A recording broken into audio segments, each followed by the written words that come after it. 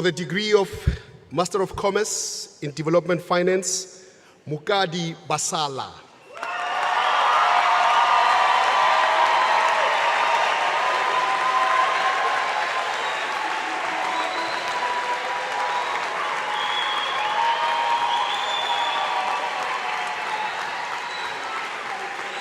Bonjour, bonsoir mes très chers internautes et bienvenue dans ce nouveau numéro de Plus 243 News Show Cape Town.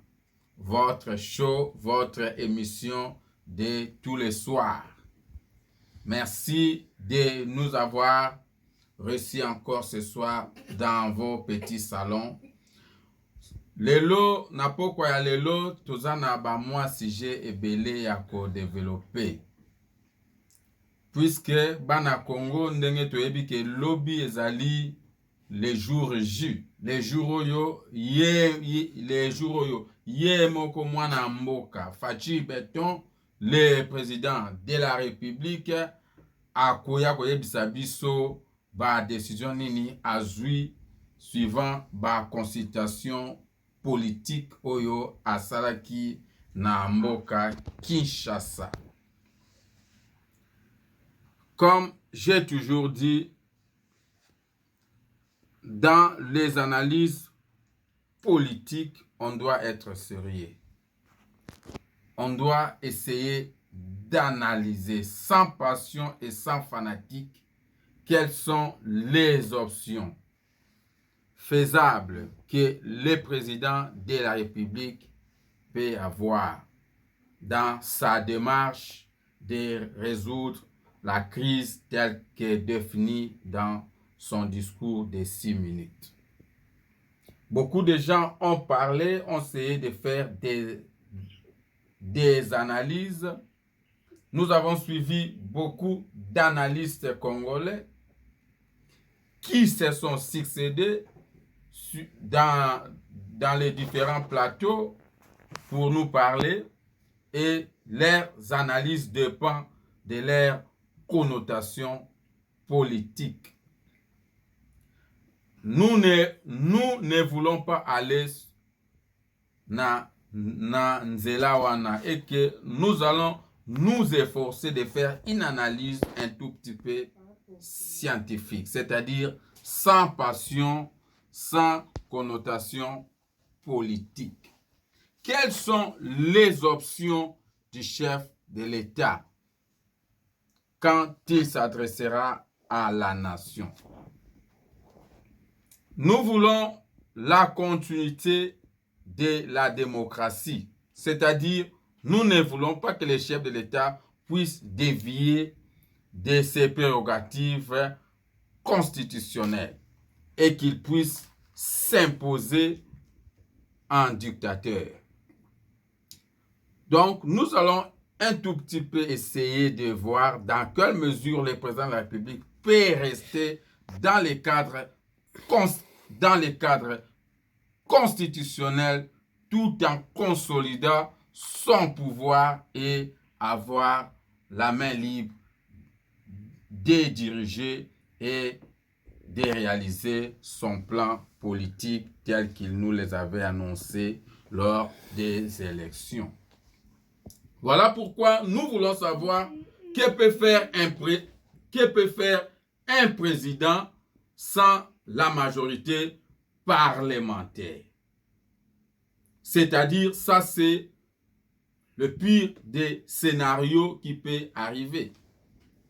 Nous l'avons vu aussi avec la coalition FCC et CAJ. C'était un président. Ils ont fait une coalition avec les FCC et il a eu une certaine majorité parlementaire pour diriger.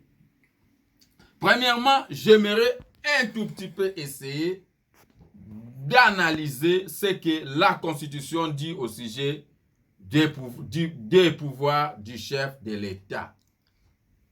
Je ne suis pas un juriste, je ne suis pas un constitutionnaliste, mais je suis un intellectuel qui peut essayer d'analyser et d'essayer de voir d'une manière un tout petit peu cartésienne ce que la Constitution dit au sujet du pouvoir du chef de l'État. Premièrement, la Constitution nous dit que le président de la République est le gardien de la Constitution. Le mot gardien, c'est un mot français.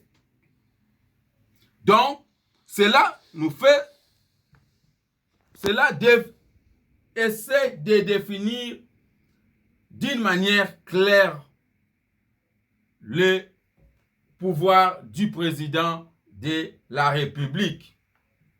Et alors, les pouvoirs qui lui sont réservés, d'autres qui sont partagés avec les gouvernements s'ils sont dans une coalition ou dans une cohabitation. Donc, le président de la République démocratique du Congo, il est le gardien de la Constitution. En étant le gardien de la Constitution, il est le premier à interpréter cette Constitution sur le plan politique. Je n'ai pas dit sur le plan juridique. Donc, sur le plan politique, l'interprétation de la Constitution du chef de l'État congolais, politiquement parlant, est une interprétation suprême. Aucun opposant congolais, ce n'est pas le rôle du chef du gouvernement, ce n'est pas le rôle du Parlement de contredire l'interprétation de la Constitution que le président a fait. Je n'ai pas dit d'une manière juridique. Politiquement, le président de la République est le haut sommet en matière il y a qu'à interpréter la Constitution. Donc, Bozwangaïté d'une manière autre que dans le cadre de mon analyse. Je l'ai bien dit, il est le premier interprète de la Constitution sur le plan politique. Ce que le président de la République a dit est constitutionnel, politiquement parlant, il est constitutionnel. Donc, ce n'est pas Martin Fayoulou, ce n'est pas Joseph Kabila, ce n'est pas Minaku ou alors Bochab qui va me contredire. Si ces gens ne sont pas d'accord avec l'interprétation de la Constitution faite par le président de la République, ils peuvent aller dans la Cour constitutionnelle. Donc, je ne suis pas dans le juridisme, je suis dans la politique. Donc, cette discussion-là doit cesser. Le président a violé la Constitution. Politiquement parlant, le président de la République, il est le gardien de cette Constitution. D'où il est le premier à interpréter ça politiquement. Après avoir Azali, le gardien, il est l'arbitre des fonctionnements réguliers du pouvoir public. Non seulement ça, il est aussi l'arbitre de la continuité de l'État. Ces pouvoirs sont énormes que les communs des Congolais ne peuvent pas ignorer, que nos sentiments politiques, nos couleurs politiques ne puissent pas nous égarer. Nous sommes scientifiques. On doit essayer de surpasser ces sentiments pour arriver à faire une analyse que notre peuple peut en bénéficier. On ne peut pas discuter la politique comme on discute un match de football. On doit se mettre d'accord sur les points les plus importants et essentiels de notre analyse. Quand on dit que le président de la République est l'arbitre du fonctionnement régulier et il est là pour la continuité de l'État. ces pouvoirs, il peut l'utiliser de deux manières.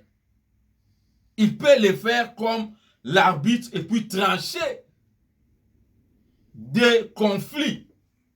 Ou alors, il peut décider de demander au peuple de se prononcer sur certains sujets qu'il peut juger importants que le peuple peut décider. Il peut utiliser ce que nous appelons les référendums. Il peut dire allons avec un référendum et laissons notre peuple décider. Ou alors il peut utiliser la dissolution. Donc, quand nous disons que le président de la République, dans la constitution de la République démocratique du Congo, il est le gardien de cette constitution, il en donne l'interprétation comme le premier des interprètes de cette constitution, d'une manière politique. Donc, à part ce pouvoir-là d'être les gardiens, d'être aussi l'arbitre du bon fonctionnement et régulier et puis de la continuité de l'État, il a aussi d'autres pouvoirs, d'autres prérogatives comme le pouvoir de nommer les hauts magistrats et consorts.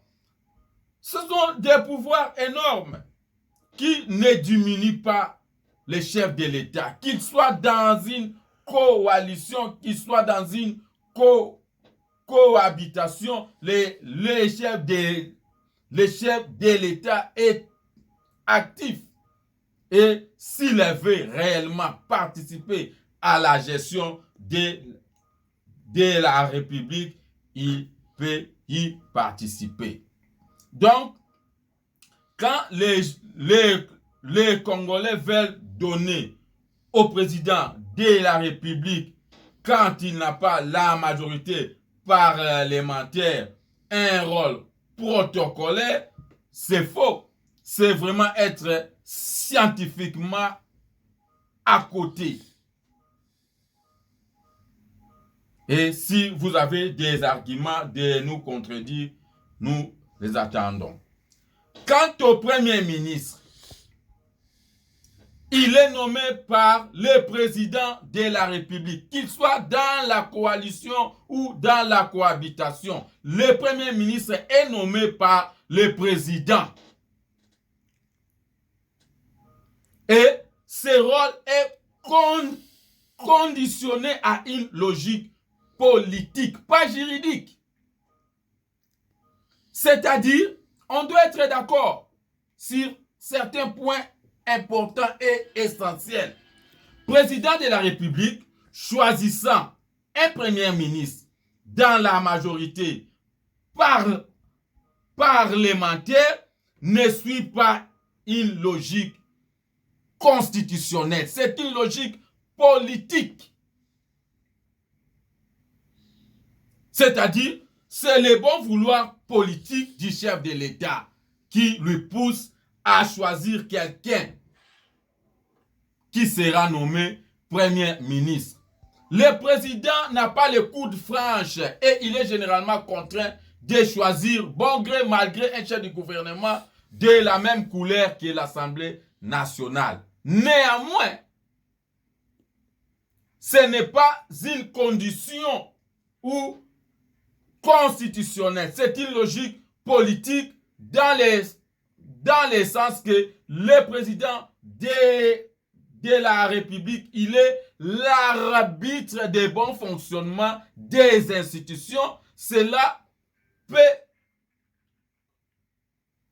être interprété d'une manière logique qu'il y aura moins de conflits s'il se choisissait un premier ministre qui est de même couleur que la majorité parlementaire. Cela n'est pas constitutionnel, cela n'est pas une obligation constitutionnelle. C'est une logique politique. Il n'y a pas d'obligation constitutionnelle pour que le président puisse nommer un ministre ou alors un premier ministre ici de la majorité de l'Assemblée. Ça, ce n'est pas une obligation constitutionnelle. Mes chers amis, vous devez vous réveiller. Toutes les démarches, toutes les manœuvres faites dans l'Assemblée, ce sont des démarches politiques. Et le président de la République est celui qui joue ce jeu politique. Votre majorité ne vous donne pas le droit automatique d'avoir un premier ministre et que le président sera obligé de se choisir un premier ministre dans cette majorité. La Constitution ne lui oblige pas. Mais le président, comme l'arbitre des bons fonctionnements des institutions, logiquement parlant, sur le plan politique, il est que normal qu'il puisse se choisir quelqu'un qui est de la même couleur que la majorité qui se dessine dans l'Assemblée nationale. Tout simplement puisque nous savons que si il se choisit quelqu'un qui n'a pas la majorité, il y aura des conflits et ça ne sera pas, et alors ça ne facilitera pas le bon fonctionnement des institutions de la République. Le président peut aussi utiliser la dissolution. S'il n'a pas la majorité dans le Parlement, qui lui donne ce qu'il veut et ce qu'il attend pour être réellement actif dans la scène politique. Donc, le président peut nommer un premier ministre ici, Iran, de l'opposition, ou alors il peut dissoudre l'Assemblée nationale. Ne vous trompez pas, le président de la République est le premier interprète de la Constitution. Politiquement parlant, le président, il est celui qui décide de l'interprétation de la Constitution. Ne viens pas nous dire que les conditions de dissoudre l'Assemblée nationale ne sont pas remplies. Ça, c'est au chef de l'État d'en apprécier, pas à vous. Donc, si vous vous confortez que non, le président, toutes les conditions ne sont pas réunies et l'Assemblée nationale ne sera pas dissoute, vous vous trompez. Puisque ce n'est pas une obligation constitutionnelle, ça c'est politique. Sur le plan politique, le chef de l'État peut se dire, je crois que politiquement, j'ai l'autorisation de dissoudre cette Assemblée nationale, il est dissous. Et vous irez dans la Cour constitutionnelle et quand vous serez déjà dissous. Ne vous trompez pas, le président a beaucoup de pouvoir et de faire qu'il peut faire ce qu'il veut. Qu'est-ce qui va arriver si le président convoquait des élections anticipées? Il n'y a pas des élections présidentielles anticipées, mes frères. La Constitution nous parle des élections législatives anticipées. Appelez les présidents à organiser les élections générales anticipées, ça sera une vraie aberration. Je m'étonne de voir les gens sur des plateaux de télévision continuer de pousser cette théorie de la convocation des élections générales anticipées. Ça ne se fera pas. Le président ne peut que dissoudre et l'ASNI ne peut que convoquer des élections législatives anticipées, pas des élections générales. Ne perdez pas votre temps à analyser les choses qui ne peuvent pas se concrétiser. Soyons réels, descendons sur terre et analysons les choses qui peuvent réellement se matérialiser. Ne nous tardons pas dans des hypothèses que nous savons serait vraiment improbable que ça puisse arriver. Après les élections législatives anticipées, si le président n'a pas toujours la majorité qu'il s'est recherché ou alors qu'il voulait avoir, là, il peut toujours travailler avec l'opposition. Et alors, l'opposition gouvernera avec les présidents, avec les risques que les résultats de cette gestion sera aussi son résultat. Mes chers amis, sur base de ce que j'ai dit, nous savons maintenant que dans tous les cas, le président de la République, M. Félix Antoine Tshisekedi Tshilombo, a le plein pouvoir et que la constitution congolaise lui donne le pouvoir de venir demain et de décider ce qu'il veut décider. Il ne violera pas la constitution puisqu'il en est le garant, qu'il en est le gardien. Il interprète la constitution comme il veut l'interpréter, puisqu'il est politiquement le premier à l'interpréter. Il peut décider de continuer avec la coalition. Il sera toujours dans la constitution. Il peut décider de se rechercher une nouvelle majorité. Il ne violera pas la constitution. Il peut décider de dissoudre l'Assemblée nationale. Il ne violera aucune loi de la République. Donc, mes chers amis, très chers internautes, dans tous les scénarios, le président de la République peut voir le scénario qui va lui donner beaucoup plus de satisfaction. Je n'aimerais pas vider le contenu des messages du chef de l'État demain, mais on va y revenir quand le chef de l'État va passer et puis il va nous dire ce qu'il a décidé pour analyser ses décisions. Donc, comme je vous ai dit, le chef de l'État a tous les pouvoirs. Donc, ne viens pas nous faire gober des analyses bidons qui disent que non, le président ne peut pas se rechercher une autre majorité, sinon il va violer la constitution. Le président ne peut pas dissoudre l'Assemblée nationale puisque toutes les conditions ne sont pas réunies. Ça, c'est dans les juridiques, pas dans la politique.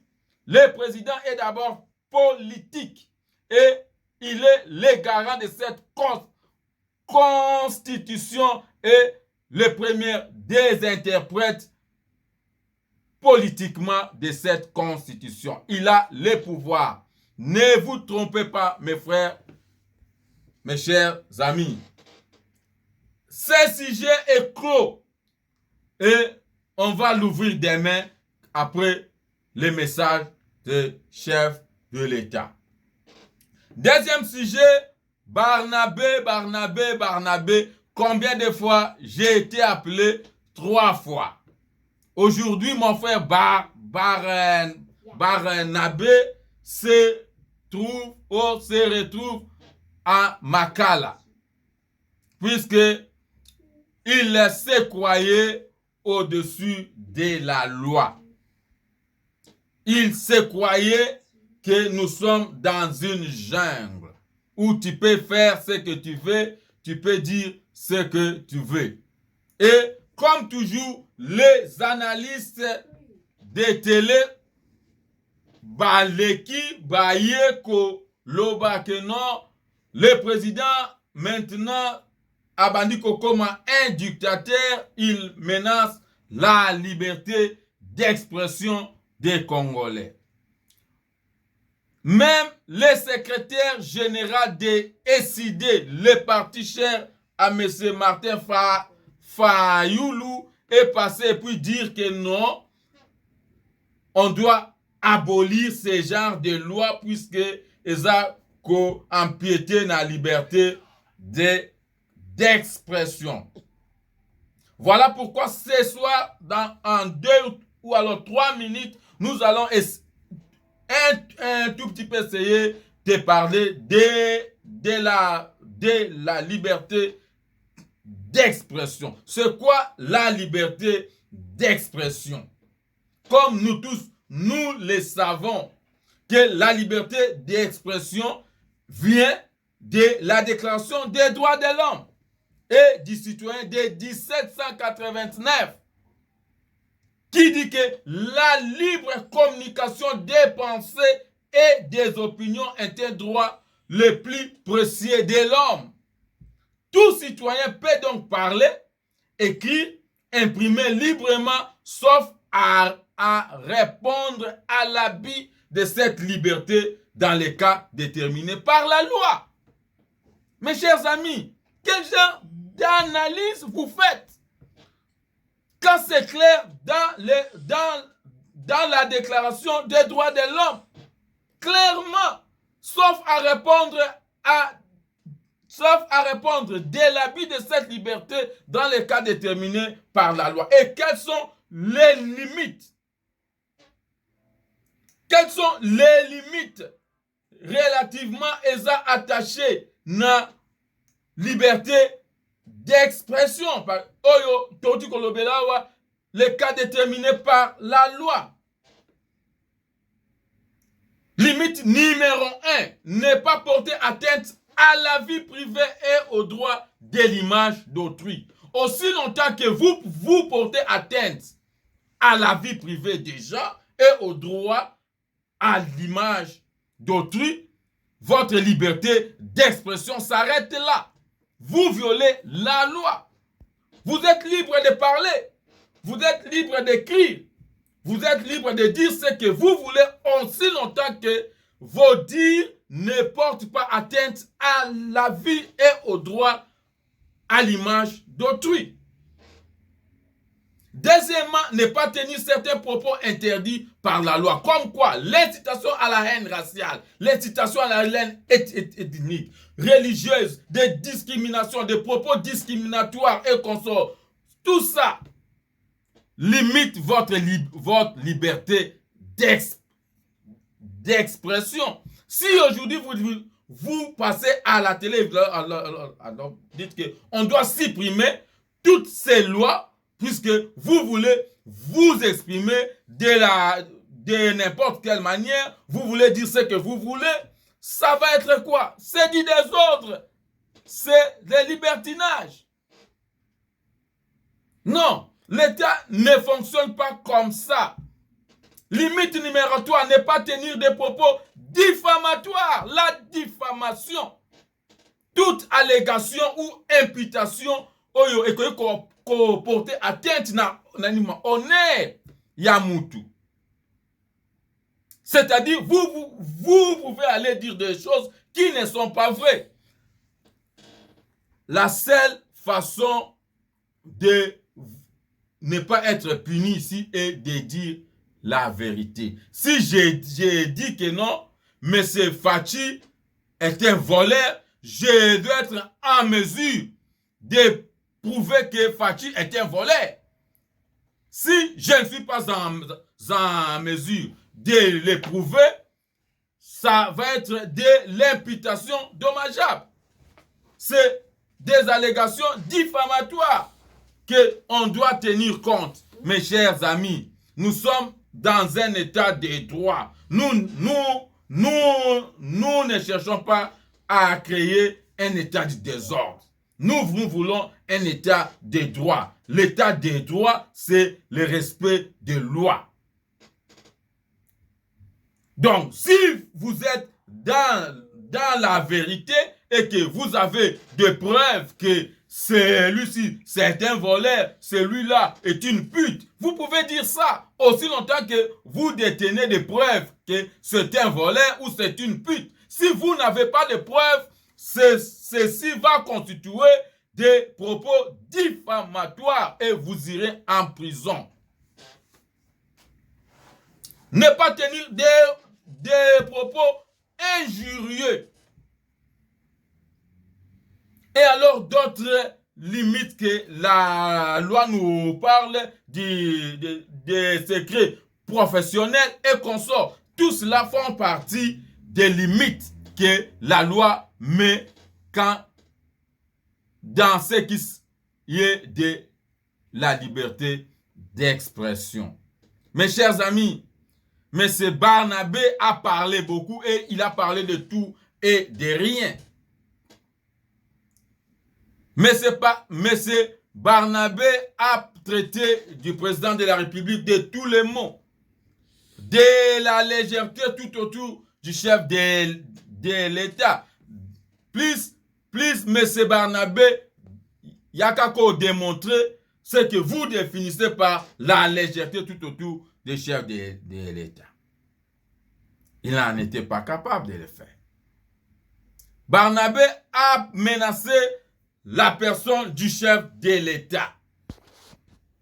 Et tout cela limite et ne tombe pas dans la liberté d'expression. Donc, mes chers amis, ne parlons pas puisque nous avons besoin que les gens puissent nous écouter.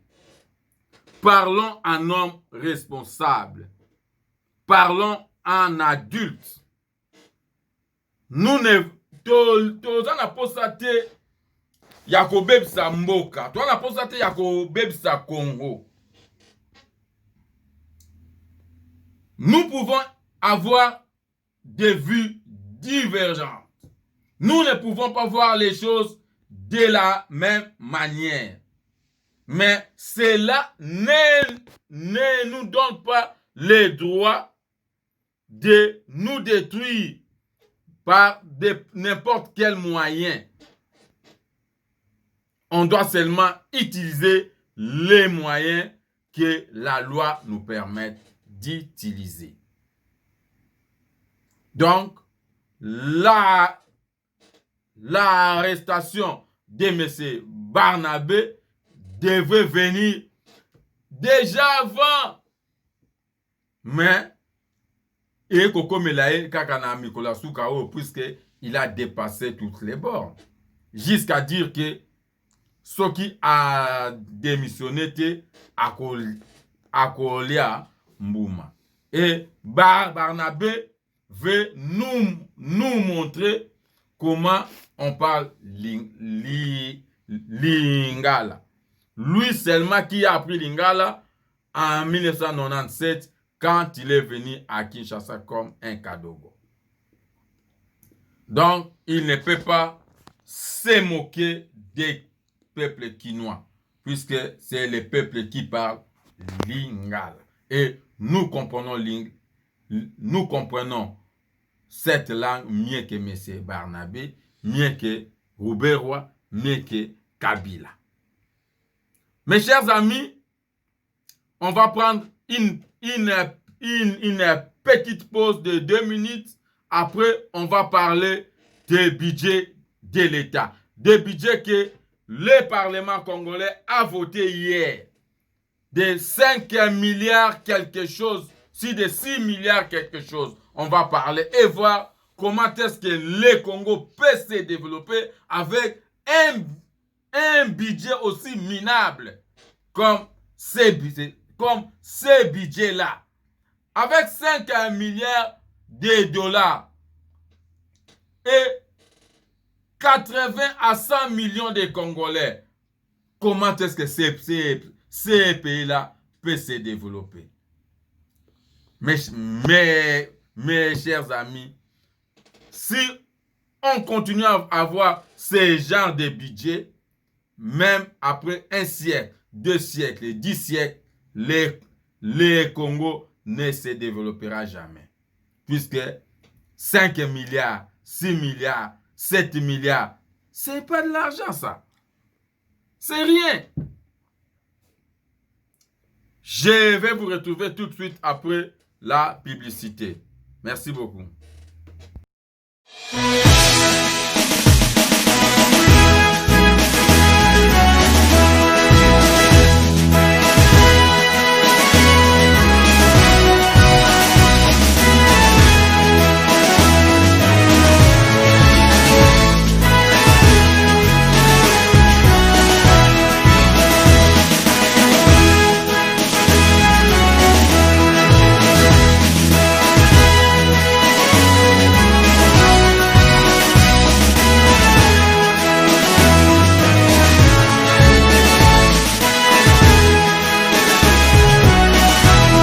For the degree of Master of Commerce in Development Finance, Mukadi Basala.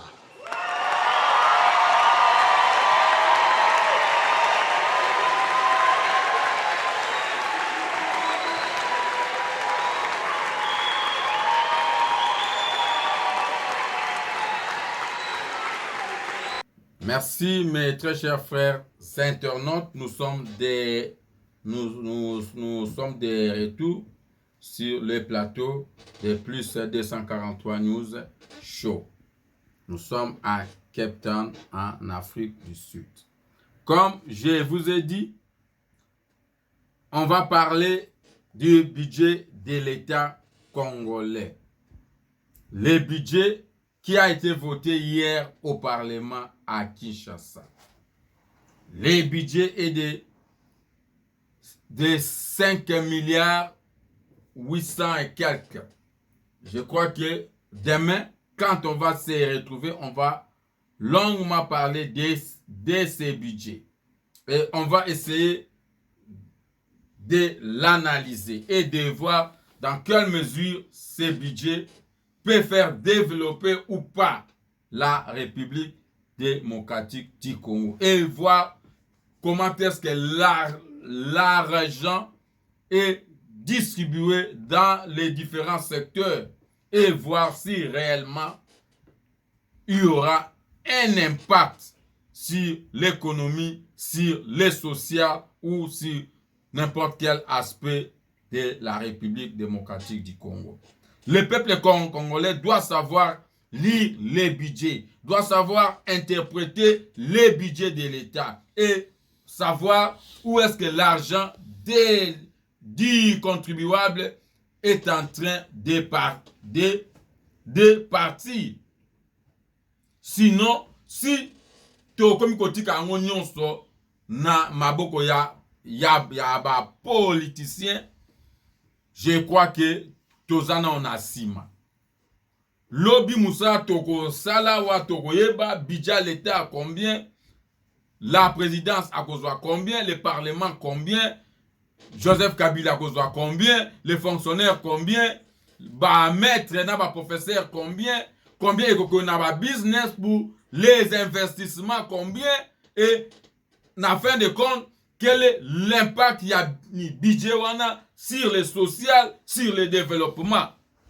Nous ne pouvons pas continuer comme ça, avoir des budgets chaque année et en fin de compte, il n'y a pas de résultats. C'est vraiment comme si Mutoyo a kendaka tongo na musala, mbongo ne na suka sanda soka futi ndaku, soka sombi biloka kolia, kobombe ezate. Ça veut dire que soka koli akoza na rien, akola na libanda. Nous ne voulons pas comme ça. Nous voulons un budget avec des projets tangibles et il y a qu'à étudier yango, il y a qu'à surveiller yango et puis qu'on voit ndenge mbongo eza ko kende, combien eza ko kende, mbongo eza ko uta wapi et quel est l'impact de ces budgets sur le développement après combien d'années et comment la croissance a été de combien et après 5 ans, qu'est-ce qui va arriver? Nous devons être en mesure de faire tout cela. Le budget d'une année, et puis qu'est-ce qu'on va faire dans moyen terme? C'est ce qu'on appelle le medium term framework. Ça doit être défini et voir dans quelle mesure nous pouvons faire des projections et être en mesure, il y a qu'à déterminer les niveaux, il y a une croissance après 3 ou après 5 ans. On doit chercher à conscientiser le peuple congolais, à leur montrer quels sont les outils qu'il faut utiliser pour lire et interpréter et apprécier les budgets de l'État. Ça, on va le faire demain soir. Mes chers amis, nous sommes à la fin de ce numéro de Plus 243 News Show d'aujourd'hui. Nous saluons toute l'équipe technique qui a réalisé cette émission. La caméra, c'était Gabin Diboué. Au son, c'était Given. Et à la réalisation, c'était Blessy. Les maquillages étaient faits par Baby Bassala. Merci, mes chers internautes. Bonsoir et à demain. Ciao.